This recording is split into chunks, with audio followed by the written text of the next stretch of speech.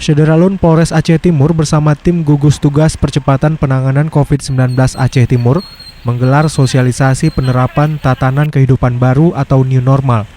Sosialisasi diberikan kepada masyarakat, pengusaha transportasi, dan pengguna jalan di depan Terminal ID Raya Aceh Timur. Masyarakat diharapkan disiplin melaksanakan protokol kesehatan pencegahan virus corona dengan memakai masker, menjaga jarak, dan menghindari keramaian, serta tetap mencuci tangan.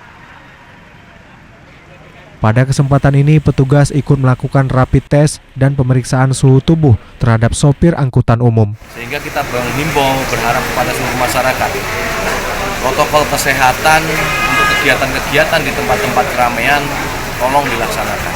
Jaga jarak, pakai masker, kemudian kalau pakai hand sanitizer, cuci tangan, kemudian kalau bisa hindari tempat-tempat kerumunan.